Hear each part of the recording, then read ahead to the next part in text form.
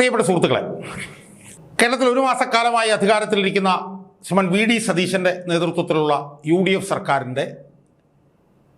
സർക്കാരിലെ IAS ഉദ്യോഗസ്ഥന്മാരുടെ ഇടയിലുള്ള ഏറ്റവും ഉന്നതമായിട്ടുള്ള പദവിയായിട്ടുള്ള ചീഫ് സെക്രട്ടറി റാങ്കിൽ, ആ ചീഫ് സെക്രട്ടറിയുടെ തസ്തികയിൽ ഈ സർക്കാർ അധികാരത്തിൽ വന്നത് മുതൽ ഇരിക്കുന്ന ജയതിലക് എന്ന് പറയുന്ന ആ ഉദ്യോഗസ്ഥൻ ഒരധമനും ഒരു നരാധമനും സ്ത്രീലമ്പടൻ എന്ന ആരോപണം കേട്ടിട്ടുള്ളവനുമാണ് എന്ന് കാര്യകാരണ സഹിതം ഞാൻ 2 വീഡിയോകളിലൂടെ ഞാൻ എൻ്റെ പ്രേക്ഷകരോട് ഞാൻ പറഞ്ഞു. അതുകൊണ്ട് അയാളെ ചേർത്ത് പിടിക്കുന്നത് ഈ മുഖ്യമന്ത്രിക്കും ഈ സർക്കാരിനും ഏറ്റവും മോശമായിട്ടുള്ളൊരു കാര്യമാണെന്നും ആ മുഖ്യമന്ത്രിയുടെയും സർക്കാരിൻ്റെയും പ്രതിച്ഛായ അനുദിനം ഇല്ലാതാക്കാൻ മാത്രമേ സഹായിക്കൂ എന്നും കാര്യകാരണ സഹിതം ഞാൻ പറയുകയുണ്ടായി. അതിൽ അയാളുടെ മുൻ ഭാര്യയോട് ചെയ്തത് എന്താണെന്നുള്ളത് ഞാൻ പറഞ്ഞു. അയാൾക്കെതിരെയുള്ള അയാളെ ഒരു സ്ത്രീലമ്പടൻ എന്നുള്ള നിലയിലുള്ള ആരോപണങ്ങളുണ്ട്. ആരോപണങ്ങൾ എന്താണെന്ന് പറഞ്ഞിട്ട് ഞാനൊരു വീഡിയോയിൽ പറഞ്ഞു. സത്യത്തിൽ ഈ ജയതിലക് എന്ന് പറഞ്ഞ ഉദ്യോഗസ്ഥൻ പോലും UDF സർക്കാർ അയാളെ ചേർത്ത് പിടിക്കുമെന്ന് ചിന്തിച്ചിട്ടില്ല. അതുകൊണ്ട് തന്നെയാണ് അയാൾ ഈ സർക്കാർ വരുന്നതിന് മുമ്പ് തന്നെ അയാളുടെ പെൻഷൻ പേപ്പറുകളെല്ലാം ശരിയാക്കി വെച്ചിരുന്നത്. അപ്പോൾ അയാൾക്ക് പോലും അറിയാമായിരുന്നു ഈ സർക്കാർ അയാളെ അടുപ്പിക്കില്ല, ചേർത്ത് പിടിക്കില്ല. പക്ഷേ നിർഭാഗ്യവശാൽ അയാളെപ്പോലും അത്ഭുതപ്പെടുത്തിക്കൊണ്ട് ഈ വി.ഡി. സതീശൻ സർക്കാർ അയാളെ ചിറകിനടിയിൽ വെച്ച് സംരക്ഷിക്കുകയാണ്, അയാളെ ചേർത്ത് നിർത്തുകയാണ്. ഞാൻ കഴിഞ്ഞ ദിവസം അന്വേഷിച്ചപ്പോൾ മനസ്സിലായെന്ന് വെച്ചാൽ അയാൾക്കൊരു ഗ്രേസ്ഫുൾ എക്സിറ്റ് കൊടുക്കണം എന്നാണ് UDF സർക്കാർ, UDF നേതാക്കന്മാർ, മന്ത്രിമാരും മുഖ്യമന്ത്രിയൊക്കെ പറയുന്നത്. ആലോചിച്ച് നോക്ക്.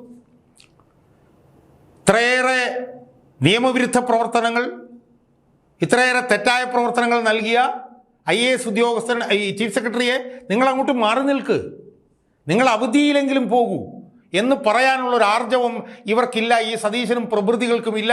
എന്ന് മാത്രമല്ല, ഇത്രയേറെ ആരോപണങ്ങൾ ഉയർന്നു വന്ന ഇയാൾക്ക് ഗ്രേസ്ഫുൾ എക്സിറ്റ് കൊടുക്കുകയാണ്, ഇയാളെ ചീഫ് സെക്രട്ടറി സ്ഥാനത്ത് നിലനിർത്തുകയാണ് ഈ സർക്കാർ ചെയ്തുകൊണ്ട്. എന്തൊരു അധമ പ്രവർത്തനമാണെന്ന് ആലോചിച്ചു. എന്ന് മാത്രമല്ല, ഇപ്പോൾ നടക്കുന്ന IAS പുനഃസംഘടനയിലൊക്കെ തന്നെ ഇയാളുടെ സ്വാധീനം വളരെ വലുതാണ് എന്നാണ് നമുക്ക് മനസ്സിലാക്കാൻ കഴിയുന്ന സുഹൃത്തുക്കളെ.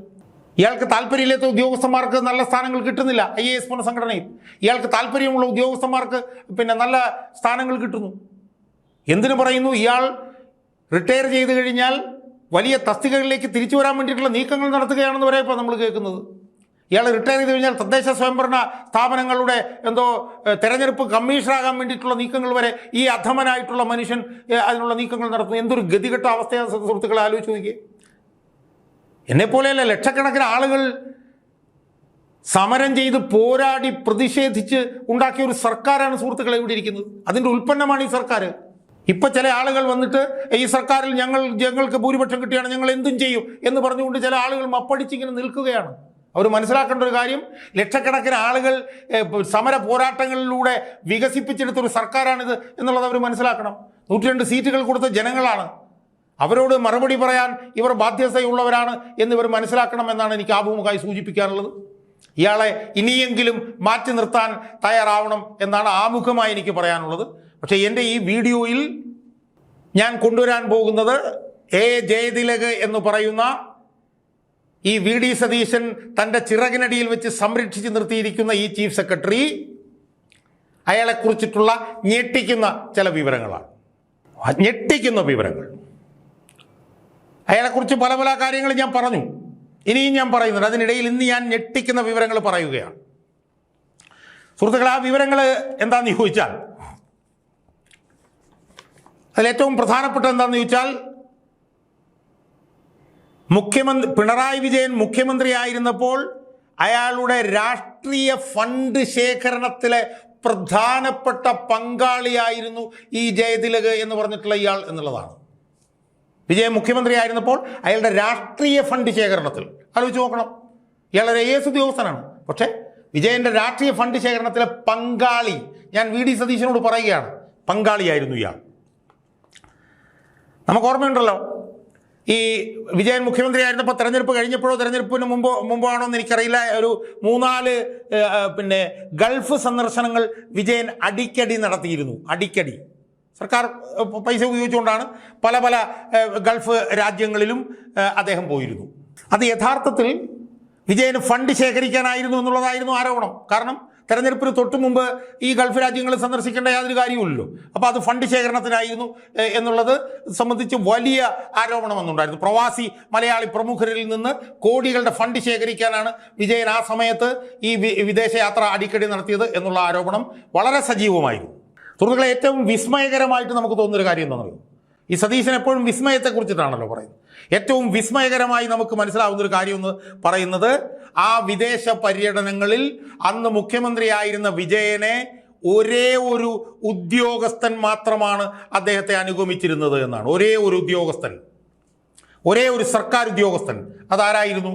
അതാണ് VD സതീശൻ ഇപ്പോൾ ഗ്രേസ്ഫുൾ എക്സിറ്റ് കൊടുക്കാൻ വേണ്ടി ചേർത്ത് നിർത്തിയിരിക്കുന്ന ഈ ജയതിലക്.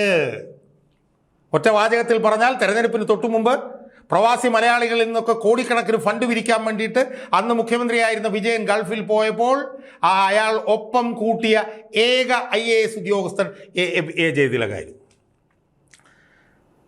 അത് ഒരു ചരിത്ര സംഭവമായിരുന്നു, അതൊരു വിസ്മയമായിരുന്നു. കാരണം ഇതുപോലെ മുഖ്യമന്ത്രി പോകുമ്പോൾ രാഷ്ട്രീയ പാർട്ടി നേതാക്കന്മാരോ അല്ലെ മന്ത്രിമാരോ അല്ലെ സുഹൃത്തുക്കളൊക്കെയാണ് കൂടെയുള്ളത്.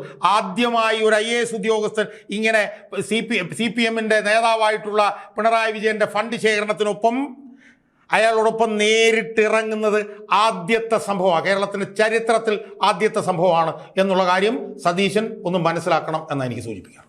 സുഹൃത്തുക്കളെ, ഈ ആ സന്ദർശനവുമായി ബന്ധപ്പെട്ടുള്ള അനധികൃത ഇടപാടുകൾ കേന്ദ്ര വിദേശകാര്യ മന്ത്രാലയത്തെ അറിയിക്കാൻ വേണ്ടിയിട്ട് ചില എംബസി ഉദ്യോഗസ്ഥന്മാർ ശ്രമിച്ചു. കാരണം അവർക്ക് മനസ്സിലായി ഇത് അനധികൃതമായിട്ടുള്ള ഇടപാടാണെന്ന്. അവർ കേന്ദ്ര വിദേശ മന്ത്രാലയത്തെ ഇറങ്ങിയപ്പോൾ അറിയിക്കാൻ ശ്രമിച്ചപ്പോൾ ഗൾഫിലെ വൻകിട ബിസിനസ് ഗ്രൂപ്പുകൾ അവരുടെ സ്വാധീനം ഉപയോഗിച്ചുകൊണ്ട് തടഞ്ഞു എന്നുള്ള ഞെട്ടിക്കുന്ന വിവരമാണ് നമുക്ക് കിട്ടുന്നത്. അതായത് കൈരളി TV, CPM-ന്റെ മറ്റ് ബിസിനസ് സംരംഭങ്ങൾ, ഇവരെയൊക്കെ കാലാകാലങ്ങളായി സഹായിക്കുന്ന മലയാളി വ്യവസായികൾ ഈ വിജയൻ്റെയും ഈ ജയതിലകൻ്റെയും ഈ സന്ദർശനവുമായി ബന്ധപ്പെട്ടുകൊണ്ട് റിസർച്ച് ആൻഡ് അനലിറ്റിക്കൽ വിങ്ങിൻ്റെ രഹസ്യ അന്വേഷണ റിപ്പോർട്ട് പോലും ഡൽഹിയിൽ എത്താതിരിക്കാൻ ശ്രമിച്ചു. ആലോചിച്ച് നോക്ക്. അവിടുത്തെ എംബസിയിലെ ഉദ്യോഗസ്ഥന്മാർ, അതുപോലെ തന്നെ റിസർച്ച് അനാലിറ്റിക്കൽ വിങ്ങിലെ ഉദ്യോഗസ്ഥന്മാർ, അവരൊക്കെ ഇത് കേന്ദ്ര ഗവൺമെൻറ് അറിയിക്കാൻ ശ്രമിച്ചപ്പോൾ CPM-മായി ബന്ധപ്പെട്ട് നിൽക്കുന്ന പ്രവാസി മലയാളി വ്യവസായികൾ ആണ് ഇത് കേന്ദ്ര ഗവൺമെൻറ് അറിയിക്കുന്നതിന് തടസ്സം നിന്നത് എന്നാണ് നമ്മൾ മനസ്സിലാക്കുന്നത്.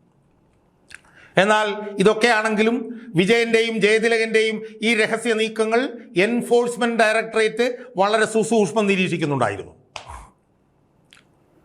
അതിൻ്റെ അന്വേഷണങ്ങൾ ഇപ്പോഴും നടന്നുകൊണ്ടിരിക്കുകയാണെന്ന് നമ്മൾ മനസ്സിലാക്കുന്നത്. എന്തായാലും തിരിച്ചു വന്ന ഇയാൾ എന്ത് ചെയ്തു?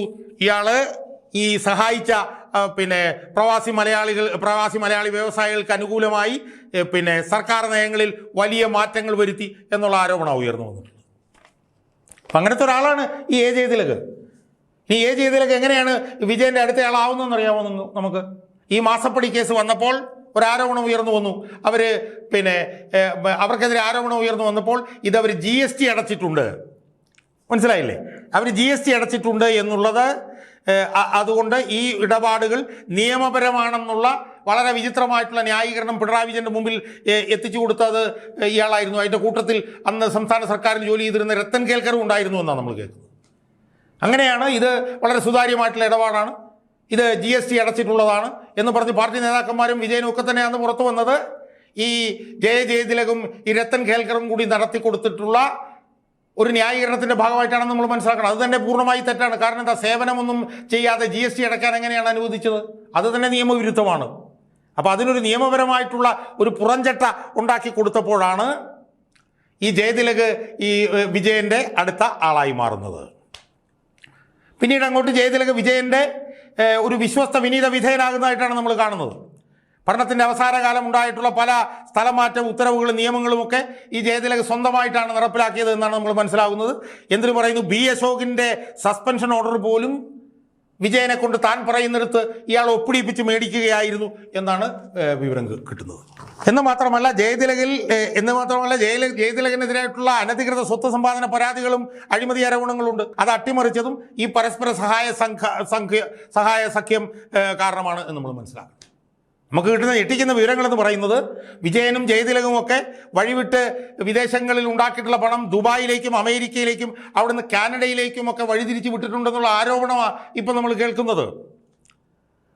CMRL പിന്നെ വിവാദത്തെ തുടർന്ന് എക്സാലോജിക്ക് പൂട്ടിയതിനു ശേഷം വീണ വിജയൻ എക്സാലോജിക്കിൻ്റെ കാനഡയിൽ ഒരു കമ്പനി ആരംഭിച്ചത് ഇതിൻ്റെ ഭാഗമാണ് എന്നുള്ള ആരോപണമുണ്ട്. ജയതിലകൻ്റെ മക്കൾ അമേരിക്കയിലാണ് സ്ഥിരതാമസമാക്കിയിരിക്കുന്നതെന്നും അവിടേക്ക് അദ്ദേഹം സ്ഥിരമായി പോകുന്നുണ്ടെന്നും ഈ വിജയനും വീണയുമൊക്കെ പിന്നെ ഗൾഫിൽ ഈ ജയതിലകൻ്റെ ഒക്കെ കൂടെ ചെന്നപ്പോൾ ഉണ്ടാക്കിയിട്ടുള്ള വലിയ നിക്ഷേപങ്ങൾ പിന്നെ വിദേശ രാജ്യങ്ങളിൽ ഉണ്ട് എന്ന് കേൾക്കുന്നു. അവ ED അന്വേഷണത്തിലൂടെ പുറത്തു വരുമെന്നും നമ്മൾ കേൾക്കുന്നു. സുഹൃത്തുക്കളെ, നമ്മൾ മനസ്സിലാക്കേണ്ട ഒരു കാര്യം, തെരഞ്ഞെടുപ്പ് കഴിഞ്ഞ് ഫലം വരാനുള്ള ഇടവേളയിലാണ് ഈ ബഡ്സ് ആക്ട് പ്രകാരം കുടുങ്ങിയ കമ്പനികളിൽ നിന്ന് ഈ വിജയനും ജയതിലകം കൂടി വൻ തുക പിരിച്ചെടുത്തത് എന്ന് നമ്മൾ മനസ്സിലാക്കുക. അതായത് തെരഞ്ഞെടുപ്പ് കഴിഞ്ഞ് ഫലം വരുന്നതിനിടയിലുള്ള സമയം, ആ സമയത്താണ് ഈ ബഡ്സ് ആക്ട് എന്ന് പറഞ്ഞിട്ടുള്ള ആക്ടിൽ കുടുങ്ങിയ കമ്പനികളിൽ നിന്ന് ഈ പണം പിന്നെ പിരിച്ചത് എന്നാണ് മനസ്സിലാക്കേണ്ടത്. ഈ തട്ടിപ്പുമായി ബന്ധപ്പെട്ട ഔദ്യോഗികമായിട്ടുള്ള കേസുകൾ രജിസ്റ്റർ ചെയ്യപ്പെട്ടിട്ടുണ്ട് എന്ന് നമ്മൾ കേൾക്കുന്നു. ഇതിൻ്റെ ഭാഗമായി തിരുവനന്തപുരത്ത് പേട്ടയിലുള്ള ഒരു ഫ്ലാറ്റിൽ വെച്ച് ഈ ജയതിലകൻ എന്ന് പറഞ്ഞിട്ടുള്ള ഈ ഒരു ഉദ്യോഗസ്ഥൻ 50 ലക്ഷം രൂപയുടെ കള്ളപ്പണം കൈപ്പറ്റി എന്ന് ആരോപണം ഉന്നയിക്കുന്നവരുണ്ട്. അങ്ങനെ ഒരു ആരോപണം ഉയർന്നിട്ടുണ്ട്. ഭൂമാഫിയയ്ക്ക് വേണ്ടി റവന്യൂ വകുപ്പിൽ ഇടനിലക്കാരനായി പ്രവർത്തിക്കുന്ന കണ്ണൻ എന്ന ആളുടെ ഉടമസ്ഥതയിലുള്ളതാണ് ഈ ഫ്ലാറ്റ് എന്ന് നമ്മൾ കേൾക്കുന്നു. ഈ കണ്ണൻ ഈ ജയതിലകവുമായിട്ട് അവിശുദ്ധ ബന്ധം പുലർത്തുന്ന ഒരാളാണ്. അയാൾ തമിഴ്നാട്ടിലെ ഒരു വ്യക്തിയുടെ ബിനാമിയാണ് എന്ന് നമ്മൾ മനസ്സിലാക്കുന്നു. റവന്യൂ വകുപ്പിലെ ജീവനക്കാരനാണ് അയാൾ. അയാളുടെ ഭാര്യയുമായി ചേർന്ന് അയാളുടെ ഭാര്യയും പിന്നെ ജയതിലകവുമായി ബന്ധപ്പെട്ടുകൊണ്ട് ഈ സ്ഥലമിടപാട് സംബന്ധിച്ചിട്ട് ആരോപണങ്ങളുണ്ട്. അത് സർക്കാരിനെ അറിയാതെ ഇയാൾ മറച്ചു വെച്ചു എന്നുള്ള ആരോപണമുണ്ട്. അയാളുടെ ഈ കണ്ണൻ എന്ന് പറയുന്ന ആളുടെ പേട്ടയിലുള്ള ഫ്ലാറ്റിൽ വെച്ച് ജയതിലക് 50 ലക്ഷം രൂപയുടെ കള്ളപ്പണം നേരിട്ട് വാങ്ങി എന്നുള്ള നിലയിലുള്ള ആരോപണങ്ങൾ ഉയർന്നു വന്നിട്ടുണ്ട്. ഈ ജയതിലകൻ്റെ ബിനാമിയായിട്ടുള്ള കണ്ണൻ ഭാര്യ ദീപയും ജയതിലകം ചേർന്ന് രജിസ്റ്റർ ചെയ്തിട്ടുള്ള വൻകിട റിയൽ എസ്റ്റേറ്റ് പിന്നെ സംരംഭത്തിൻ്റെ രേഖകൾ വകുപ്പിലുണ്ടെങ്കിലും അത് ജയതിലക് തൻ്റെ ഔദ്യോഗിക സ്വത്ത് വിവരങ്ങളിൽ കാണിച്ചിട്ടില്ല. അതിൻ്റെ വിശദാംശങ്ങൾ ഞാൻ വേറെ പറയുന്നുണ്ട്. ബഡ്സ് ആക്ട് പ്രകാരം പ്രതിയായിട്ടുള്ള ഒരു പ്രേമൻ എന്നൊരാളുണ്ട്. ആ പ്രേമൻ എന്നൊരാളാണ് ഫ്ലാറ്റിലെത്തി ഈ കണ്ണൻ മുഖാന്തരം ജയതിലകന് ഈ പണം ഏൽപ്പിച്ചത് എന്നുള്ള ആരോപണങ്ങളാണ് ഉയർന്നിട്ടുള്ളത്. ഇതിന് വിവരമറിഞ്ഞുകൊണ്ട് ആദായ നികുതി ഉദ്യോഗസ്ഥന്മാർ അവിടെ എത്തുന്നതിന് മുമ്പ് പണം മാറ്റി എന്നുള്ള ആരോപണമുണ്ട്. പക്ഷേ അവിടുത്തെ ജീവനക്കാരുടെ ദൃശ്യങ്ങളും ജീവനക്കാരുടെ മൊഴികളുമൊക്കെ ഉണ്ട് എന്നാണ് നമ്മൾ മനസ്സിലാക്കാൻ കഴിയുന്നത്. അവരവിടെ ഉണ്ടായിരുന്നു. അപ്പോൾ അവിടുത്തെ CCTV ദൃശ്യങ്ങളും മൊഴികളും ഒക്കെ എടുത്തു കഴിഞ്ഞാൽ അത് കണ്ടുപിടിക്കാൻ പറ്റും എന്ന് നമുക്ക് മനസ്സിലാക്കാൻ കഴിയും. സുഹൃത്തുക്കളെ, ഞാൻ ചോദിക്കുന്നത്, ഇതിൽ പരം എന്ത് വിവരങ്ങളാണ് ഇനി ഈ നിലപാടുകളുടെ രാജകുമാരനായിട്ടുള്ള ഈ VD സതീശന് ഈ ജയതിലകനെ കുറിച്ച് വേണ്ടത് എന്നാണ് എൻ്റെ ചോദ്യം. ജയതിലകൻ നടത്തിയിട്ടുള്ള അനധികൃത സ്വത്ത് സമ്പാദനം ഉണ്ട്. അത് സംബന്ധിച്ച് വേറെ വീഡിയോ ഞാൻ ചെയ്യുന്നുണ്ട്. അപ്പം ഞാൻ കൂടുതൽ ദീർഘിപ്പിക്കുന്നില്ല. ഈ VD സതീശൻ എന്ന് പറഞ്ഞ കേരള മുഖ്യമന്ത്രി ചിറകിനടിയിൽ വെച്ച് സംരക്ഷിച്ച് നിർത്തിയിരിക്കുന്ന, ഒരു ഗ്രേസ്ഫുൾ എക്സിറ്റ് കൊടുക്കണമെന്ന് അദ്ദേഹം അദമ്യമായി ആഗ്രഹിക്കുന്ന ഈ ജയതിലകൻ എന്ന് പറഞ്ഞ ഉദ്യോഗസ്ഥൻ വിജയൻ എന്ന് പറയുന്ന കേരളം റദ്ദാക്കിയിട്ടുള്ള മുൻ മുഖ്യമന്ത്രിയുടെ പണപ്പിരിവുകാരനായിരുന്നോ എന്നുള്ള ആരോപണമാണ് സുഹൃത്തുക്കളെ ഉയർന്നിട്ടുള്ളത്. അതിൻ്റെ വിശദാംശങ്ങൾ, അതിൻ്റെ ഞെട്ടിക്കുന്ന വിവരങ്ങളാണ് ഞാനിപ്പോൾ എൻ്റെ ഈ വീഡിയോയിൽ ഞാനിതുവരെ പറഞ്ഞിട്ടുള്ളത്. ആ ജയതിലകിനെ ഞാൻ VD സതീശനോടുള്ള എല്ലാ ബഹുമാനവും നിലനിർത്തിക്കൊണ്ട് പറയുകയാണ്, നിങ്ങൾ നിലനിർത്തുന്ന ഓരോ നിമിഷവും, നിങ്ങൾ നിലനിർത്തുന്ന ഓരോ സെക്കൻഡും നിങ്ങളുടെ അഴിമതി വിരുദ്ധ മുഖം പൊടിഞ്ഞ് വീഴുകയാണ് എന്ന് നിങ്ങൾ മനസ്സിലാക്കണം. അതുകൊണ്ട് എത്രയും പെട്ടെന്ന് ഈ ജയതിലക് എന്ന് പറയുന്ന ഈ പിണറായി വിജയൻ്റെ കള്ളപ്പണ ഖജനാവിൻ്റെ താക്കോൽ സൂക്ഷിപ്പുകാരനെ നിങ്ങൾ ഈ പറഞ്ഞതുപോലെ ബൂട്ട് ഔട്ട് ചെയ്തില്ലെങ്കിൽ, നിങ്ങൾ അയാളോട് മാറി പുറത്തു നിൽക്കാൻ പറഞ്ഞില്ലെങ്കിൽ നിങ്ങൾക്കുണ്ടാകുന്ന പരിക്ക് അപരിഹാര്യമായിരിക്കും, അതിഗുരുതരമായിരിക്കും എന്ന് മാത്രമേ ഈ വൈകിയ വേളയിൽ എനിക്ക് സതീശനോട് പറയാനുള്ളൂ. ഞാൻ എൻ്റെ വീഡിയോകളുടെ പരമ്പര തീർന്നിട്ടില്ല. ഇത് 3ാമത്തതാണ്. ഇനി 4ാമത്തെ പരമ്പരയിൽ ഈ ജയതിലക് നടത്തിയിട്ടുള്ള അനധികൃത സ്വത്ത് സമ്പാദനത്തിൻ്റെ ഞെട്ടിക്കുന്ന തെളിവുകൾ ഞാൻ ഇനി കൊണ്ടുവരുന്നുണ്ട്.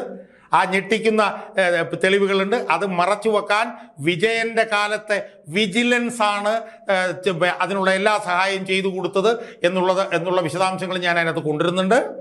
ഞാൻ ഈ ചീഫ് സെക്രട്ടറിയുമായി ബന്ധപ്പെട്ട ഈ വിവരങ്ങൾ പുതിയ സർക്കാരും പുതിയ ആഭ്യന്തരമന്ത്രിയും വന്ന സാഹചര്യത്തിൽ ഇതൊരു പരാതിയാക്കി ഞാൻ ആഭ്യന്തരമന്ത്രി രമേശ് ചെന്നിത്തലയ്ക്ക് കൊടുക്കുന്ന കാര്യവും ആലോചിക്കുന്നുണ്ട് എന്നാണ് എനിക്ക് എൻ്റെ പ്രേക്ഷകരോട് ഈ അവസരത്തിൽ പറയാനുള്ളത്.